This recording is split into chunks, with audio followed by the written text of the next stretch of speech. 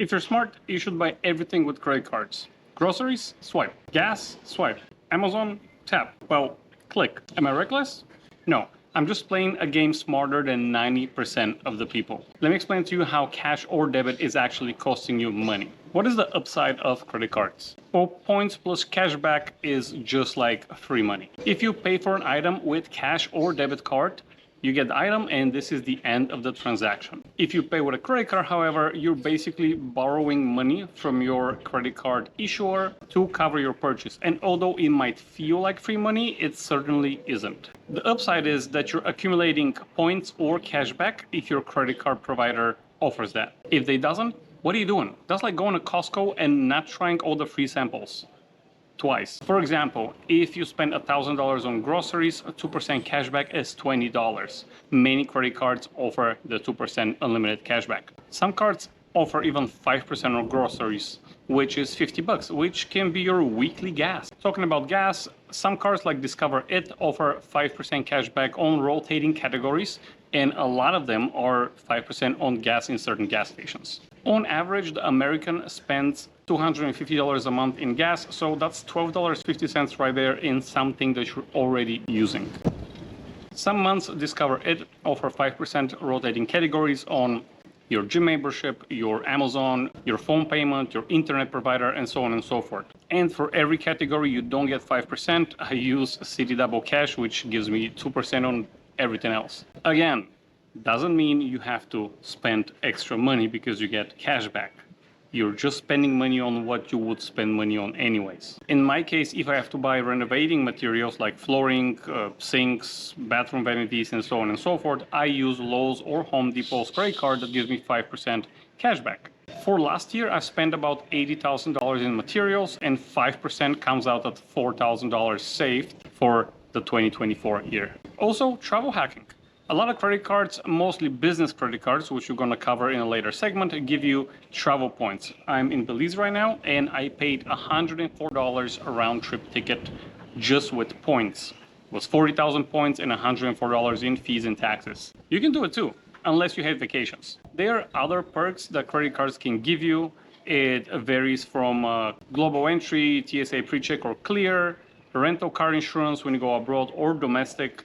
Sometimes they do phone coverage and phone insurance, dining rewards, concert tickets, hotel upgrades, and there's many more categories, but you get the point. A big one is fraud protection. When there is fraud, it's not your money, so you just report it. A new card arrives in 48 hours, and that's the end of the deal. I've had that happen 3 times to me. I never paid anything because, again, this is not your money. You just create debt every time you swipe the card.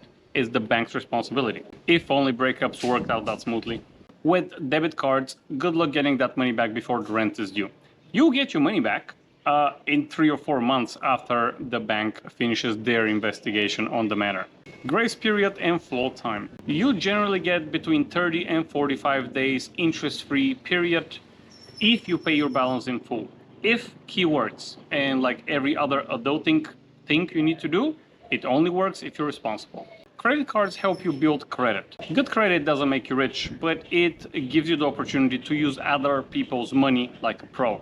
Debit cards don't help you build anything. However, if you have a credit card, that contributes to your overall score. For example, I have 22 credit cards with a total credit line of almost $200,000. Why? Well, if I put $10,000 charge on one of the cards for materials, my credit card utilization is only 5%, meaning I spend only 5% of my allowed credit, which is going to have almost no effect on my credit score. However, if you have 3 credit cards with a total credit line of $12,000 and you put the same $10,000 charge, this is 83% credit card utilization. And generally, your credit score is going to drop down faster than a cryptocurrency during a Fed announcement. Another way me having a lot of credit cards is helpful to me is when the banks see it, they think that, oh, Christian is such an responsible adult. He has so many credit lines, and that means he's great. He's managing money very well.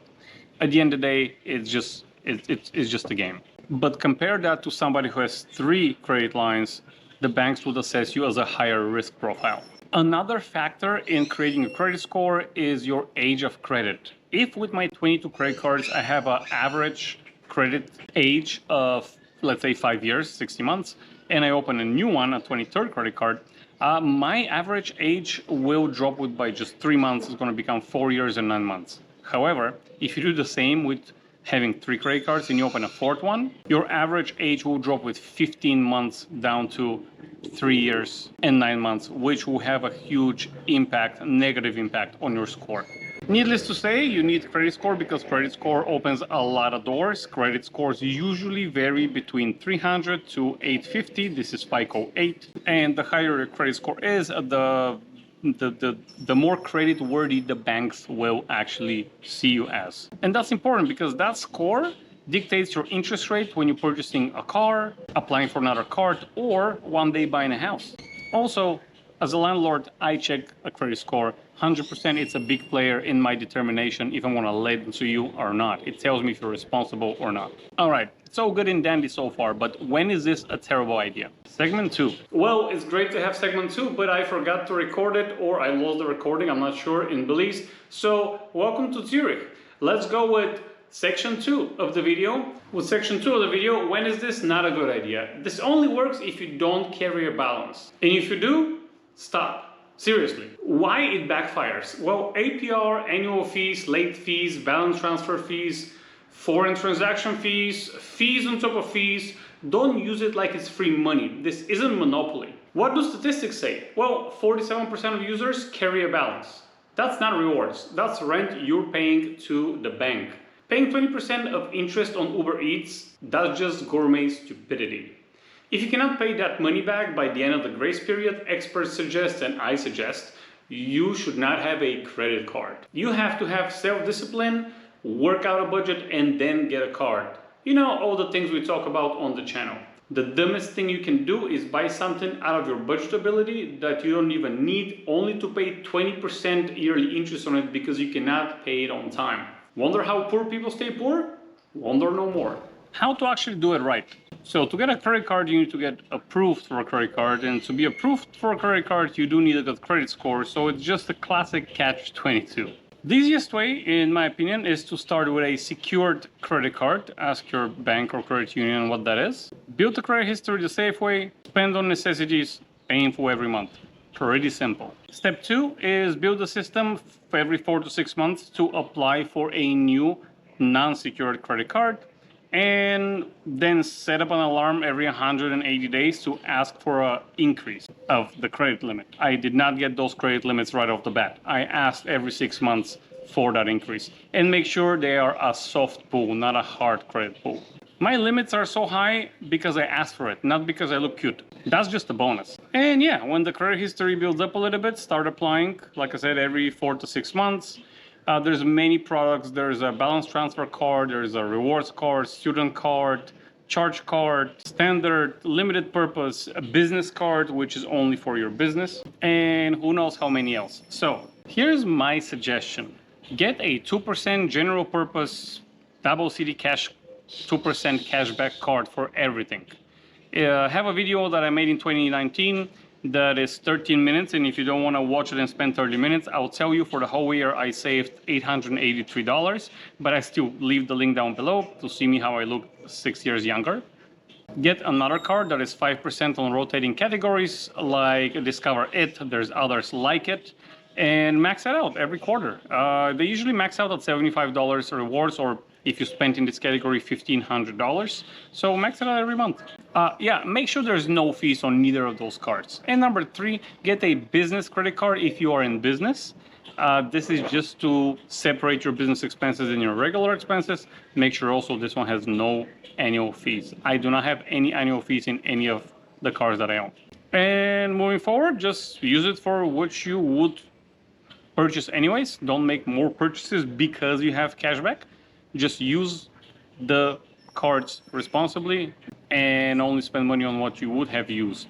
And track the rewards and know when they're gonna expire. There's many channels like Ask Sebi and Credit Shifu is what I follow. They tell you a lot about each individual credit card product if you wanna go into that rabbit hole. If you can't manage credit cards, don't use them. But if you can, they're a great tool. And like every tool, they can build wealth or debt. It really depends how you use them. Like this video if you've earned any free flights from points that you applied to. And by the way, there is somebody called the Points Guy. I follow him, and there's many other channels that talk about how to maximize your points and how they interact with each other. Drop a comment with your favorite card that you're using, and I have also linked a few down below that I use, and I think I got like 20 bucks if you register with me. I mean, with my link, but you don't have to. All right, thank you very much for watching, guys, and don't forget the goal is not to look rich, but to be rich. Peace.